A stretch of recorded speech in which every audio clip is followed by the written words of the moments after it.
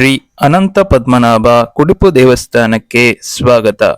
ಈ ವರ್ಷ 25-26 ರಂದು ಇಲ್ಲಿ ನಡೆಯುವ ಷಷ್ಠಿಯನ್ನು ಸಂಭ್ರಮದಿಂದ ಆಚರಿಸುತ್ತಾರೆ. 25 ನವೆಂಬರ್ ರಾತ್ರಿ ಅಲಂಕಾರ ಮಾಡಿದ ದೇವರನ್ನು ದೋಣಿಯಲ್ಲಿ ಇರಿಸಿ ದೇವಸ್ಥಾನದ ಕೊಳದಲ್ಲಿ ಸಾಗಿಸಲಾಗುತ್ತದೆ. ಬೆಳಕು, ಸಂಗೀತ ಹಾಗೆ ಭಕ್ತಿಯಿಂದ ತುಂಬಿದ ವಾತಾವರಣವನ್ನು ಇಲ್ಲಿ ಕಾಣಬಹುದು. 600ಕ್ಕಿಂತ ಹೆಚ್ಚು ನಾಗರ ಕಲ್ಲನ್ನು ನೋಡಬಹುದು. 26 ನವೆಂಬರ್ 2025 ಷಷ್ಠಿಯ ಮುಖ್ಯ ದಿನ.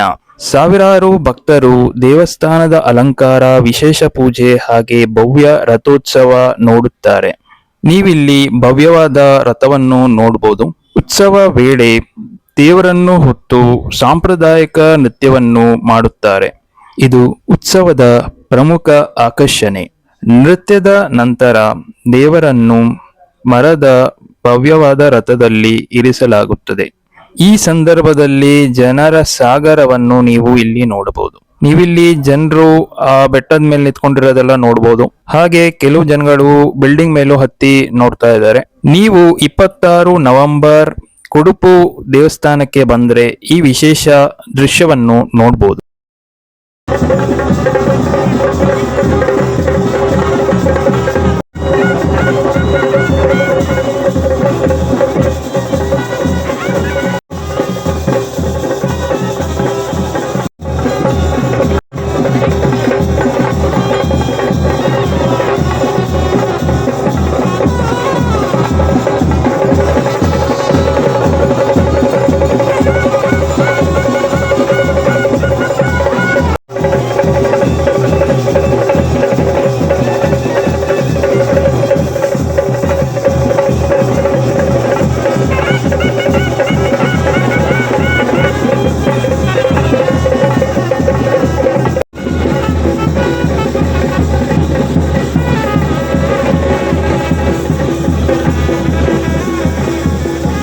ನೃತ್ಯ ಮುಗಿದ ನಂತರ ದೇವರನ್ನು ಮರದ ಭವ್ಯವಾದ ರಥದಲ್ಲಿ ಇರಿಸುತ್ತಾರೆ. ನಂತರ ಭಕ್ತರು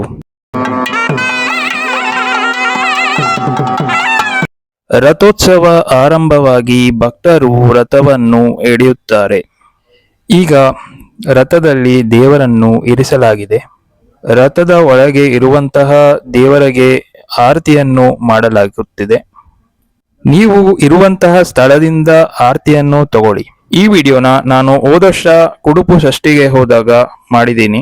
ಭಕ್ತಿ, ಸಂಸ್ಕೃತಿ, ಸಂಭ್ರಮ ಎಲ್ಲವನ್ನು ಒಂದೇ ಕಡೆ ನೋಡಲು ಕುಡುಪು ಷಷ್ಠಿ ಒಂದು ಅದ್ಭುತ ಅನುಭವ.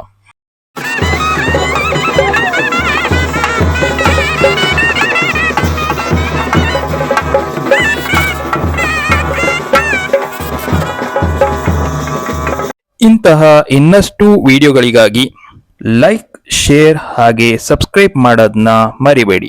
ದೇವರ ಪೂಜೆಯ ನಂತರ ಭಕ್ತರು ರಥದ ಸುತ್ತ ತೆಂಗಿನಕಾಯಲ್ಲಿ ಚಕ್ರಕ್ಕೆ ತೆಂಗಿನಕಾಯನ್ನ ದಾಗಿಸಿ ದೃಷ್ಟಿ ತೆಗೆದು ನೆಲಕ್ಕೆ ಹೊಡಿತಾರೆ. ನೀವಿಲ್ಲಿ ನೋಡ್ಬೋದು, ತುಂಬಾ ಜನ ಸೇರಿದ್ದಾರೆ. ಇದೊಂದು ದೊಡ್ಡ ಹಬ್ಬವಾಗಿರುತ್ತೆ. ನೀವು ನೋಡ್ಬೋದು, ರಥದ ದಾರವನ್ನು ಹಾಗೆ ಕಲಿಸ್ತಾ ಇದ್ದಾರೆ. ನೀವು ಷಷ್ಠಿಗೆ ಹೋದ್ರೆ ಸ್ವಲ್ಪ ಹುಷಾರಾಗಿರ್ಬೇಕಾಗುತ್ತೆ, ಯಾಕಂದ್ರೆ ತುಂಬಾ ಜನ ಸೇರಿರ್ತಾರೆ. ನೀವಿಲ್ಲಿ ನೋಡ್ಬೋದು, ಭಕ್ತರು ರಥದ ದಾರವನ್ನು ಹಿಡಿತಾ ಇದ್ದಾರೆ. ರಥದ ದಾರದ ಗಾತ್ರವನ್ನು ನೀವಿಲ್ಲಿ ನೋಡ್ಬೋದು. ಎಲ್ಲಾ ಜನರ ಮನಸ್ಸಿನಲ್ಲಿ ದೇವರ ಮೇಲಿರುವಂತಹ ಭಕ್ತಿಯನ್ನು ನೋಡ್ಬೋದು ನೀವು. ಇನ್ನೇನು ಕೆಲವೇ ಸಮಯದಲ್ಲಿ ರಥೋತ್ಸವ ಆರಂಭವಾಗುತ್ತದೆ. ಈ ಭವ್ಯವಾದ ರಥ ಚಲನೆ ಆಗೋದನ್ನ ನೋಡೋದಕ್ಕೆ ತುಂಬಾ ಸಂತೋಷ ಆಗುತ್ತೆ. ನೀವೇನಾದ್ರೂ ಮಂಗಳೂರಲ್ಲಿದ್ರೆ ನವೆಂಬರ್ 26 ಕುಡುಪು ಷಷ್ಠಿಯನ್ನ ಮಿಸ್ ಮಾಡಕ್ ಹೋಗ್ಬೇಡಿ. ಈ ಕುಡುಪು ದೇವಸ್ಥಾನದಲ್ಲಿ ನಾಗದೋಷ ನಿವಾರಣೆ ಪೂಜೆಯನ್ನು ಮಾಡ್ತಾರೆ.